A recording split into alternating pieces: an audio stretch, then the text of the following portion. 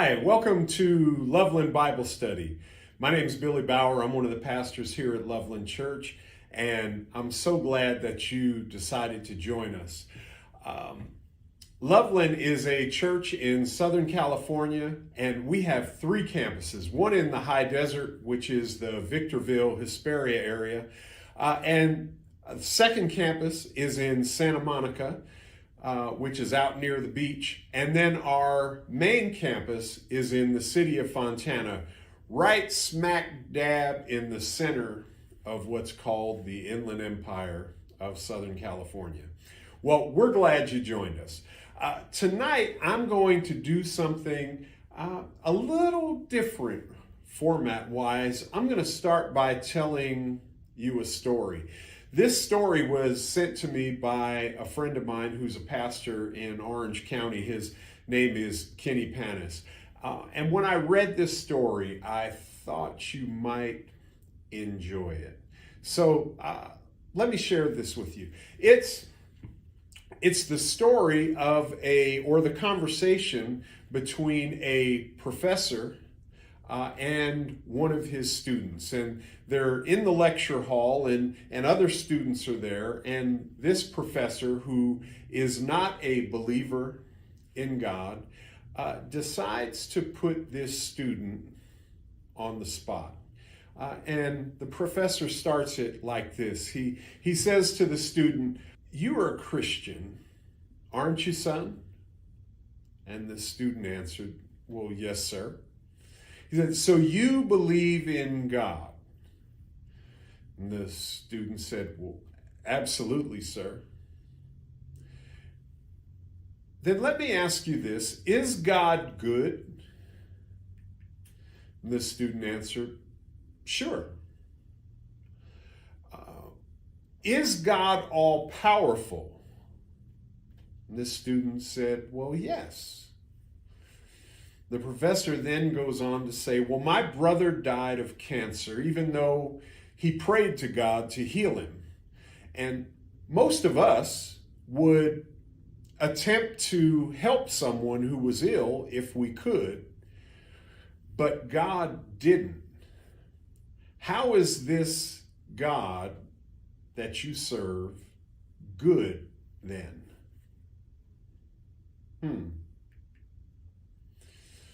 The student was silent.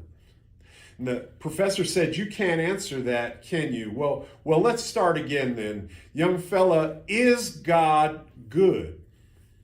And the student said, "Yes." The professor then asked, "Is Satan good?" And the student said, "Well, no." The professor then asked, "Well, where does Satan come from?" The student thought for a second, and then he said, "Well, God." "Professor, that's right.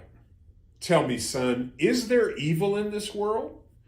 And the student said, "Yes." "Evil is everywhere, isn't it? And God did make everything, isn't that right?" And the student said, "Yes." "So then, who created evil?" The student did not answer. The professor then went on to say, "Is there sickness, immorality, hatred, ugliness? All these terrible things exist in the world, don't they?" The student answered, "Well, yes, sir." So then who created them? And again, the student didn't answer. The professor then said, "You see, science says that you have 5 senses, and you use them to identify and observe the world around you. Tell me, have you ever seen God?" "Well, no, sir." "Tell us, have you ever heard God?" "No, sir." "Have you ever felt your God, or tasted your God, or smelled your God? Have you ever had any sensory perception of God?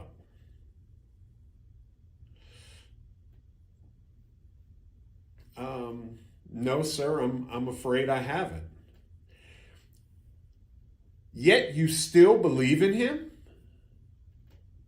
The student answered, yes. Well, according to empirical, testable, demonstratable protocol, science says your God doesn't exist. What do you say to that? And the student said, nothing. I only have my faith. The professor said, yeah, faith. And that's the problem that science has. So the student said, well, professor, could I ask you a question? And the professor said, yes. And he said, well, professor, is there a such thing as heat? The professor answered, well, yes. And is there a such thing as cold? And the professor answered, yes.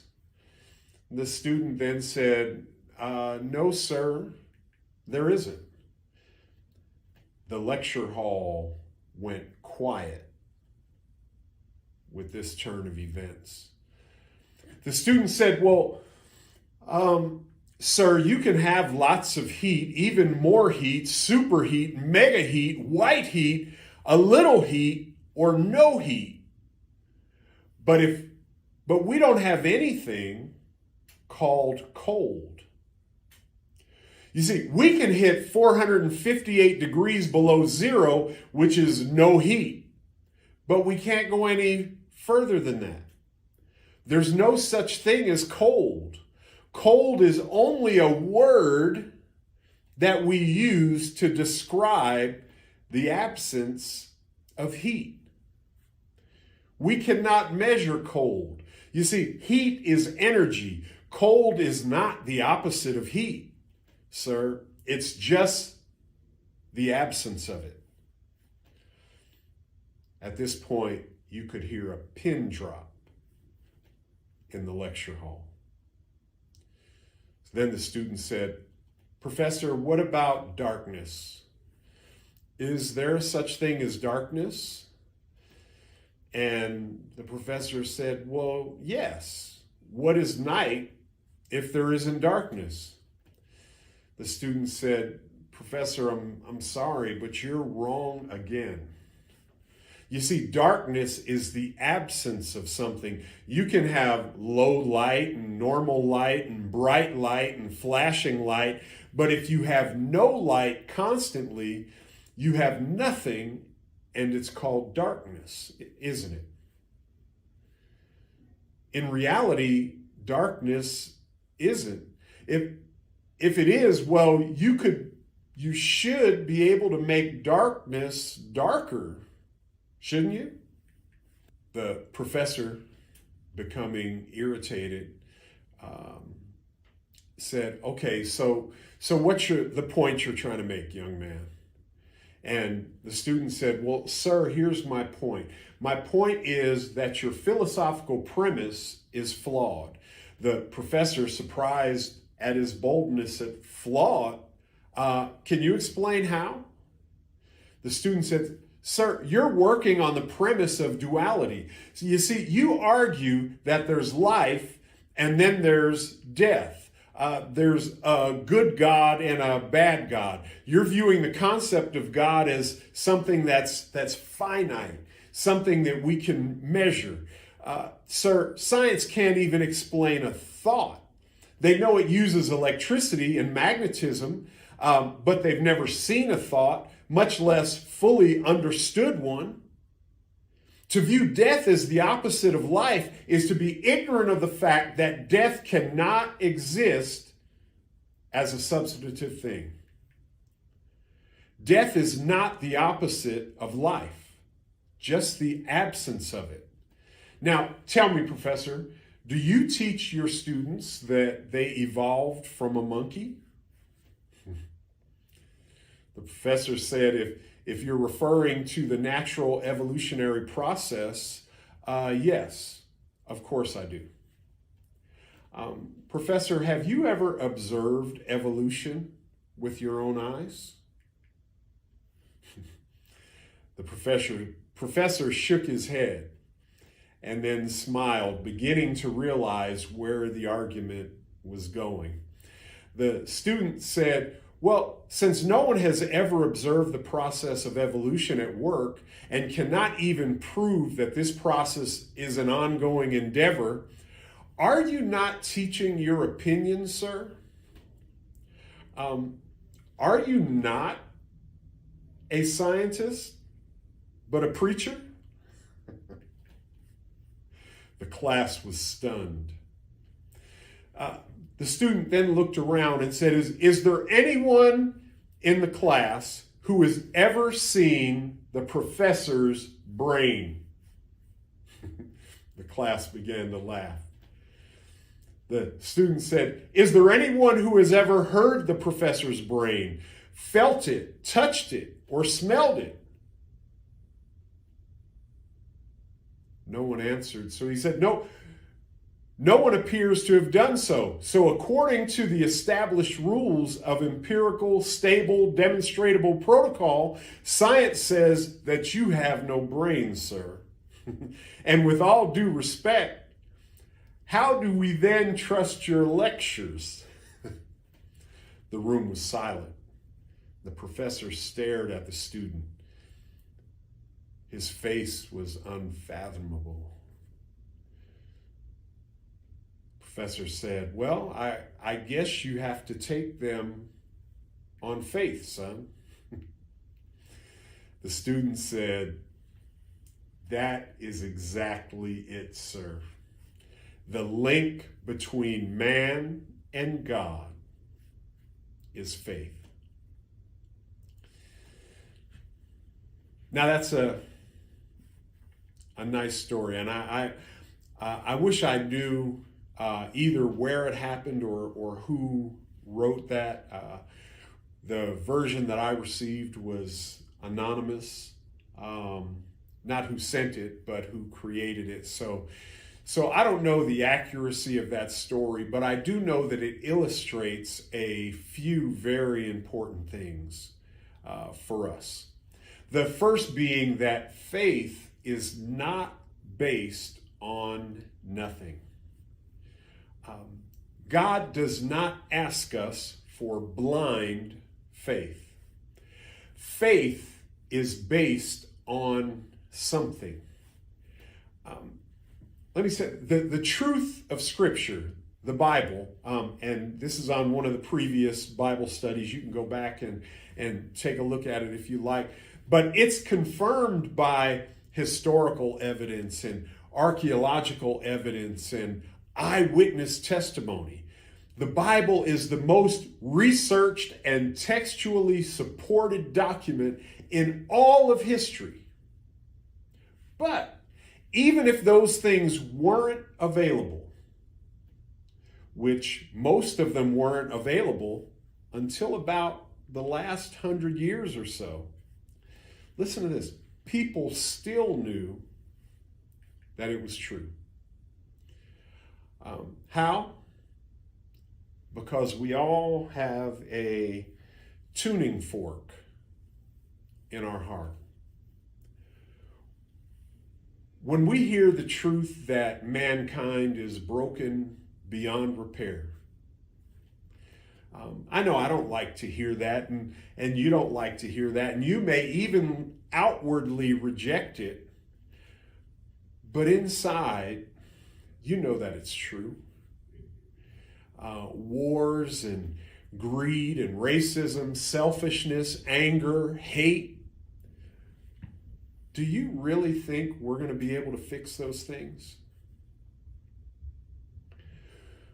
When you hear that men have taken exhaustive measures to get to God and failed, you know it's true.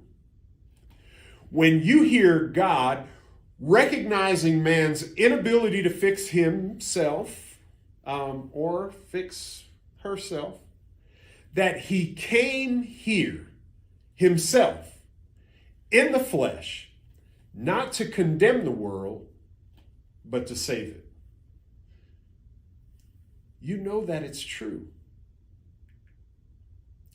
Here's the other thing that we get from this story, that when people ridicule your faith and you don't have answers, it's okay. You can know that just because you don't have answers at that moment, it doesn't mean that answers don't exist. Most, if not all of the students in that lecture hall could not defend themselves against the professor. Remember the story? Everybody was silent. It was one student, one professor doing all the talking. Most, if not all of those other students sat silently because you know what? They didn't have the answers either. So, when your faith is attacked, you can know these three things. The first one, that not having the answer doesn't mean that there isn't one. Did you get that? That just because you don't have an answer, that you don't know the answer, it doesn't mean that an answer doesn't exist. Second thing is, not having the answer doesn't mean that you're wrong. Do you hear that? Just because you don't know an answer doesn't mean that what you do know is wrong. Here's the third thing. You have to remember that when someone asks a question and you don't have the answer to it, it's time to find the answer. So the first thing is that just because you don't have the answer doesn't mean there isn't one. The second thing is that not having the answer doesn't mean that you're wrong. And the third thing is, it's time to find the answer. And remember this, that you're not fighting to prove you're right. When it comes to our faith and most things, we shouldn't fight to prove that we're right, because that puts us in the center of it. I'm trying to prove myself. That's not our goal. Our goal is to always find and stand on what is true. You know, the truth of God rarely shows up here first. It usually shows up here first. You know why? 1 Corinthians chapter 2, verse 10 says this, "So, but God has revealed them to us through his Spirit." What's he talking about there? What's the them that God has revealed? He's revealed his truths, his wisdom.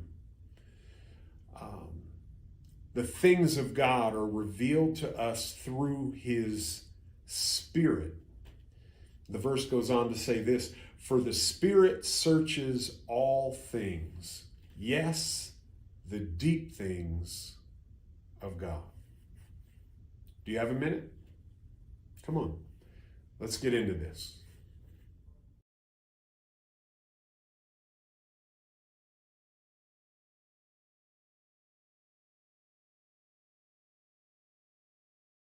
Well, I don't know what you thought about that story. When I first read it, it blessed me, and it blessed me for a few reasons. One is because you don't get to hear often the tables being turned.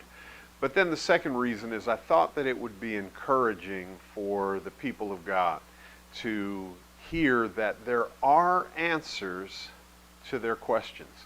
I think we've all been in those positions where we've been put on the spot and had to come up with answers that we didn't have, and so we either just shut up, or we said something that really didn't answer the question. So hopefully, one, that story will encourage you. Like I said, at the end of that portion to do a few things. One is to realize there is an answer, but the other is that if there's not an answer that you can know that there's an answer out there and you can go find it. So today we are going to jump into a portion related to what we just read, or the story that I just told, that comes from the book of 1 Corinthians. And if you remember anything about the book of 1 Corinthians, or if you know anything about the book of 1 Corinthians, it is written to the church, the followers of Jesus, in the city of Corinth, which is part of Greece. And it was a very big city. They estimate it somewhere over 800,000 people. And it was a place of commerce. It was a place where people came to do business. It was a merchant's port where goods were shipped in and out of. But it was also, since it was in Greece and it was a major city, it was a place of philosophy. It was a place where there were many temples and many gods, but there were also people who had all kinds of ideas about what life was and how life worked. And so it's with that backdrop that we begin to read in the book of 1 Corinthians, which is actually the first letter that the Apostle Paul wrote to the church at Corinth.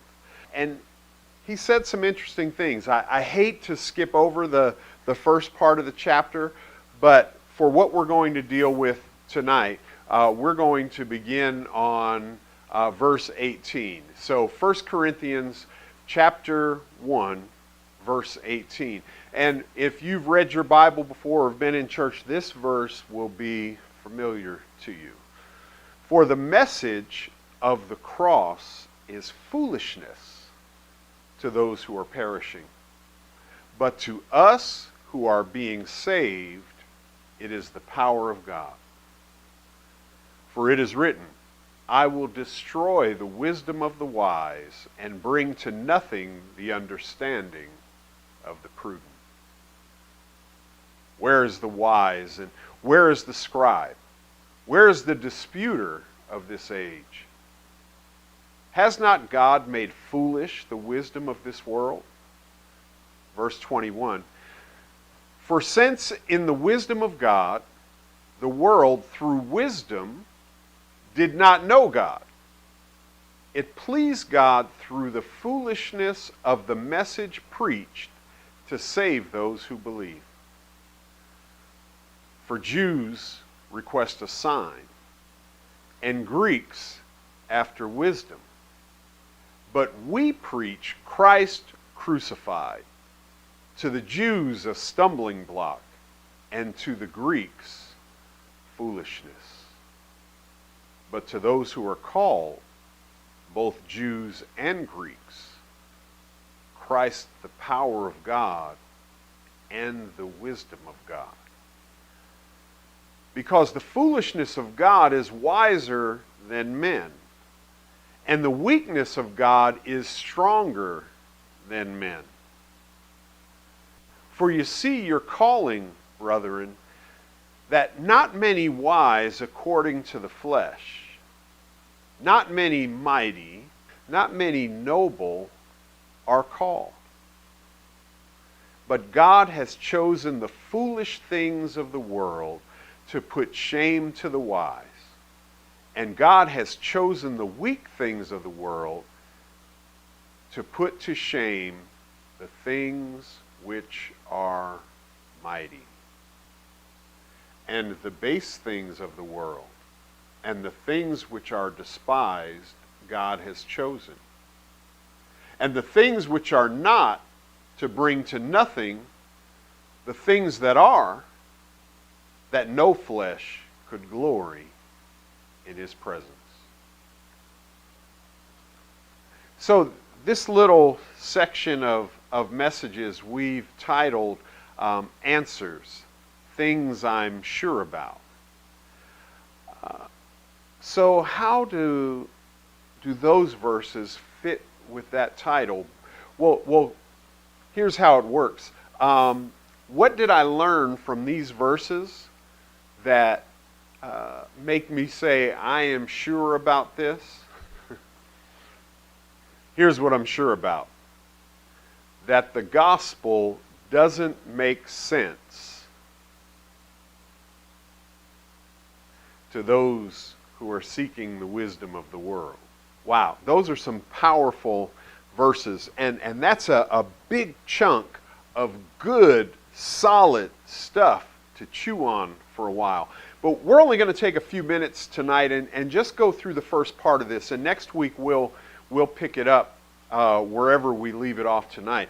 But verse 18 starts like this. Verse 18 says, "For the message of the cross is foolishness to those who are perishing." Let's just take that right there. That the idea of the gospel, which is the message of the cross, and some translations say the preaching of the cross, the proclaiming of the cross, the message of the cross, which is, listen, this is foolishness. For the message of the cross is foolishness to those who are perishing. Man, do you see how good that is? You know, that idea of foolishness throughout these passages is the word moria. Yeah, just like it sounds. Moria, which is where we get our word, moron or moronic. For the message of the cross is moronic to those who are perishing. It makes no sense at all to men. The message of the cross is that we are irreparably broken. That when Adam and Eve disobeyed God, that sin entered into the world and into the nature of man. So I'm not just a sinner by practice, by the things that I do. I am also a sinner by nature, meaning I tend to lean that way, that my desire really is for sin, which is opposed to the things of God. And so that's the first part of the message of the cross that just doesn't make sense to the world. See, some would say it like this, that man is bad and sometimes does good things. The world would like to look at it differently. You see, the world would want us to think that man is good and sometimes does bad things. But the proof of that are the laws that we live by. Not just here in the United States, but throughout the world. The reason there has to be laws is because if there weren't, then people would serve themselves. The strongest would always control. I could go across the street to my neighbor and just take what I wanted unless he could stop me. But see, now there's laws that say I can't do that. And there's penalties that go along with those laws. And so we choose not to do that. But without those laws and without the support system that enforces those laws and then the threat of penalty of not obeying those laws, without those things, this place would be a mess. But so for the message of the cross is foolishness. See, so people want to think, no, I'm naturally a good person. Well, okay, if you look, you know yourself better than that. You know how selfish and self-serving you can be, and what you would get away with if you knew that you could. Here's the challenge of the wisdom of this world. The wisdom of this world is often wrapped up in the values of this world. Do you understand what I mean by that? That the world around us has certain values, and so for them, wisdom is what accomplishes those values. Not necessarily the values of God. So that's why as believers we have to be very careful when we buy into the systems of the world. And I'm not saying we shouldn't participate in the world. I think we should. But we have to be careful if we let the world establish our values, which then will establish what we think is wise. Do you get me? Look, it's like the Little Rascal. If you remember, I remember this one episode, and I tried to find the clip, but here, let me demonstrate it for you. The Little Rascals, they divided candy up like this: one for you, one for me. Two for you, one, two for me. Three for you, one, two, three for me. Four for you, one, two, three, four for me. Now, you see what happened there? Is the person that was divvying up the candy ended up with most of the candy. You see, that's the wisdom of this world. See, most of us would think, oh, well, that's wrong. It should have been fair. See, that's also the wisdom of this world. The wisdom of this world isn't that you should get more. The wisdom of this world is that we should get the same. And God said, that's not even my wisdom. That's not how I do it.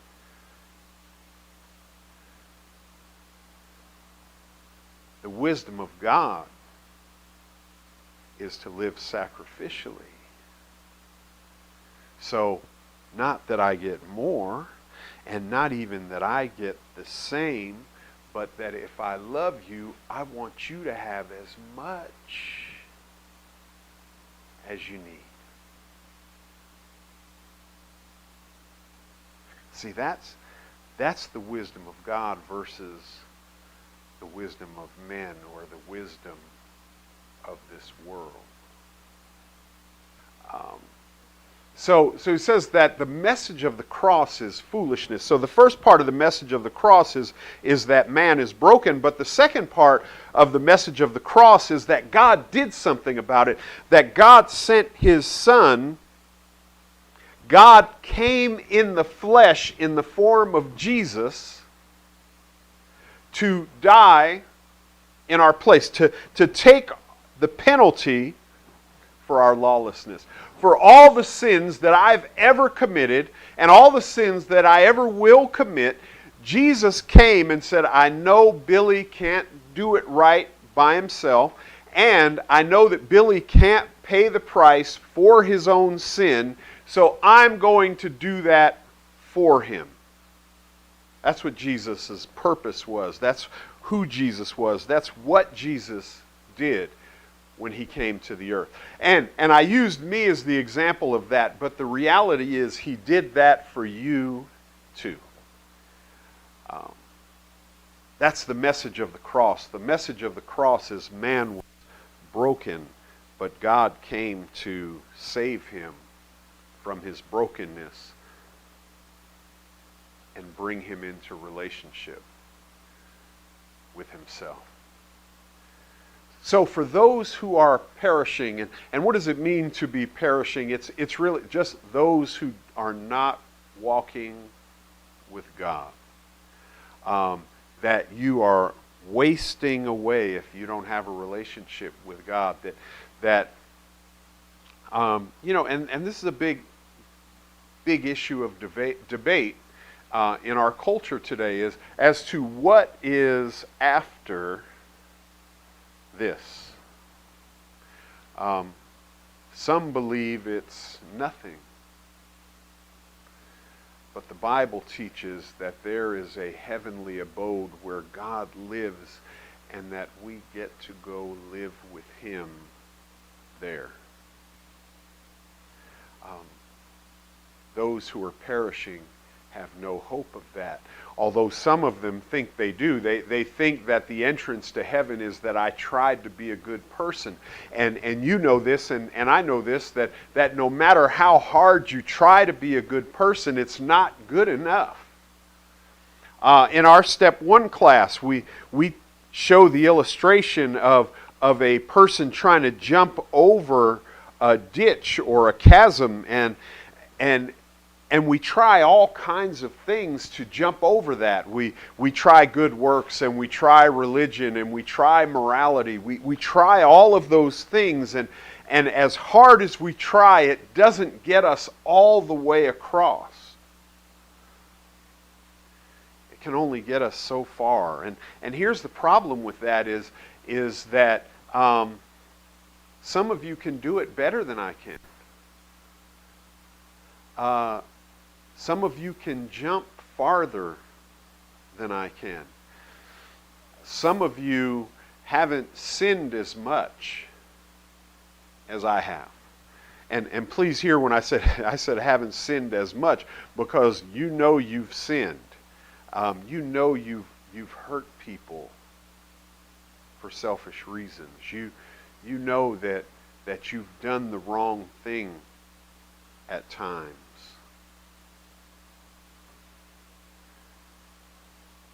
And so, even if you haven't sinned as much as I have,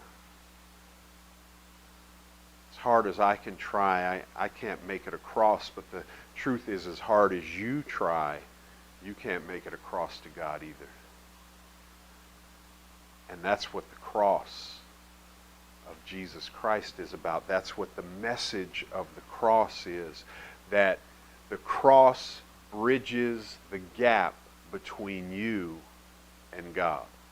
So that's why the second part of that verse says, but to us who are being saved, it's the power of God.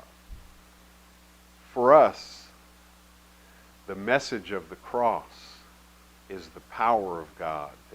The message of the cross is power to us. It's strengthening to us.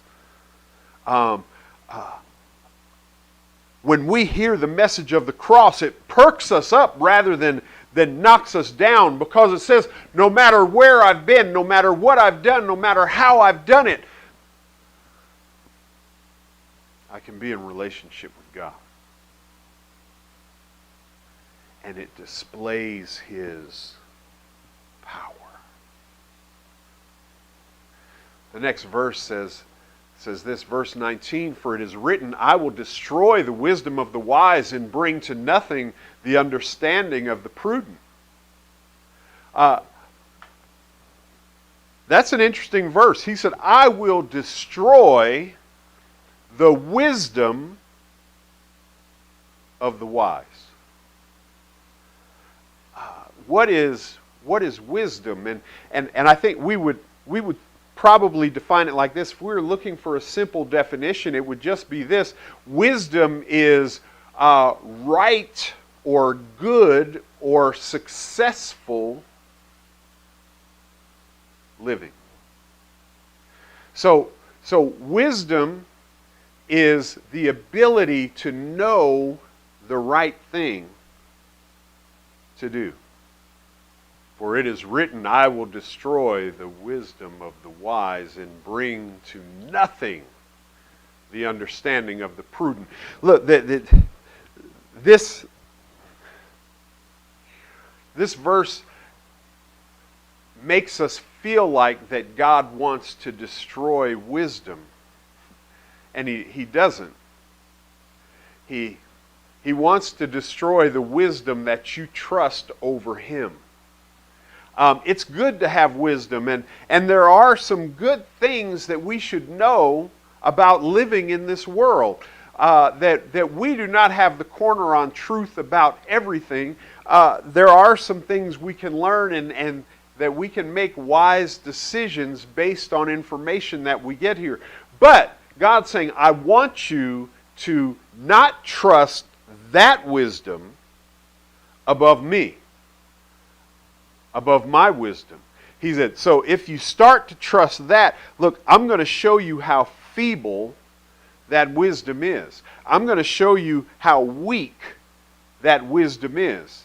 And I'll bring it to nothing. You think you're so smart. The things you think you're smart about, I'll show you how you don't know anything about them. I know that's kind of a crazy thought, but it's like we talked about in the story that I read just a few minutes ago. It's that idea that God knows so much more than any of us. That student challenged his professor with this idea. You don't even understand the thoughts in your own head. You don't know how they got there. You don't know how they work. You don't know how they form. You don't know any of that. And you want to understand God? You don't even know your own mind. And you want to know the mind of God? Verse 20, he goes on to say this. He says, where is the wise? Where is the scribe? Where is the disputer of this age? Has not God made foolish the wisdom of this world? You can think about the way God does things versus the way the world does things.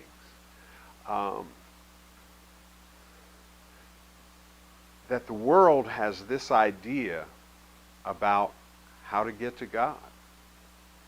And Paul is challenging them. He's saying, okay, you got a guy you think is wise? Where is he?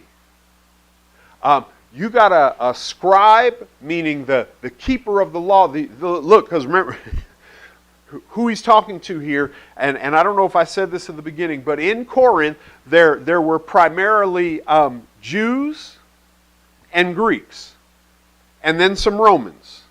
So it was a city controlled by Rome, but it was primarily inhabited by Jews and Greeks. And so when he says, where is the wise, who's he talking about? And we'll see this in a second in the following verses. He said, where is the wise? He's talking about, okay, you Greeks, step up. He said, where's the scribe? Okay, you Jews, step up. Where's the disputer of this age? You guys who are saying, philosophizing about how this world works and how it doesn't work and what's right and what's not.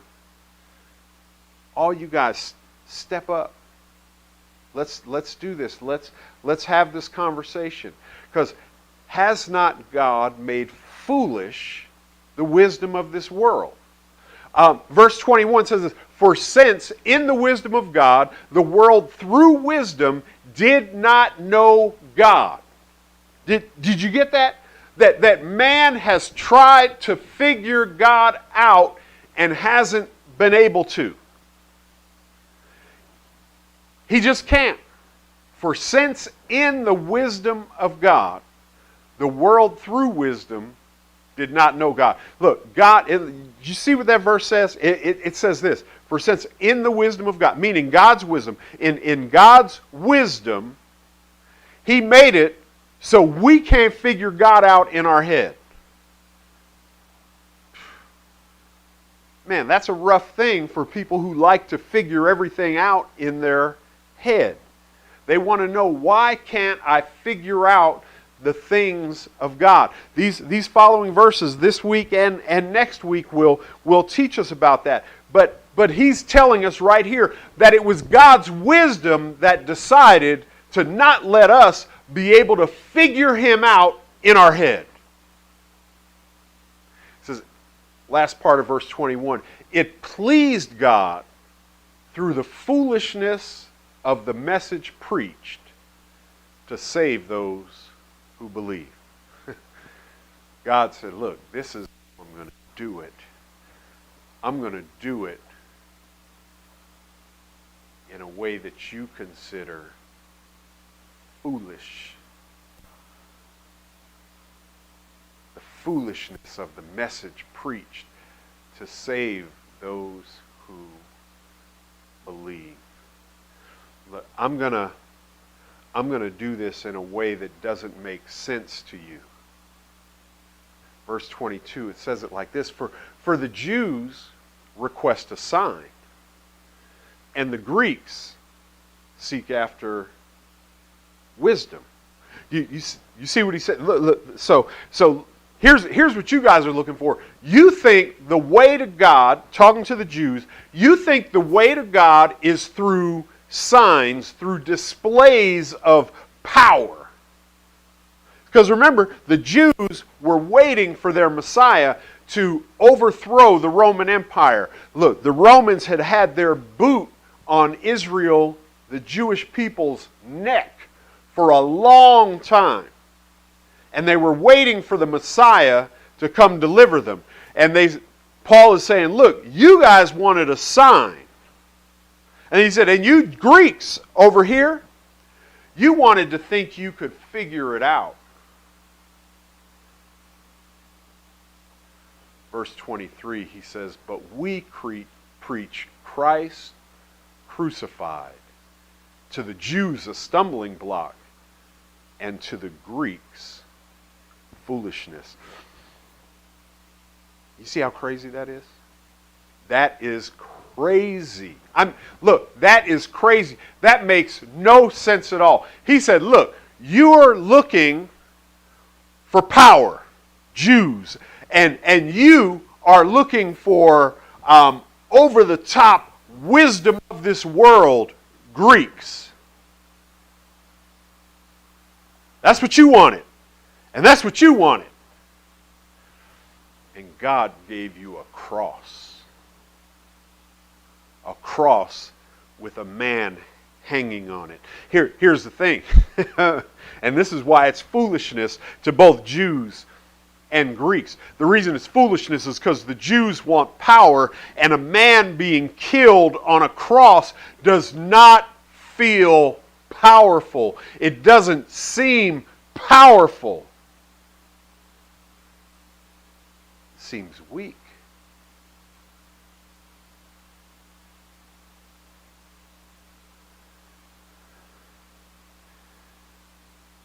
And that same cross, that same man on the cross, how can him being ruthlessly killed be wise? What's the wisdom in that? I mean, we see it in our world all the time. We see people killed for no reason. People, innocent people, killed. You know what we do? We look at the TV and we go, man, that's stupid. That's ridiculous. That's senseless.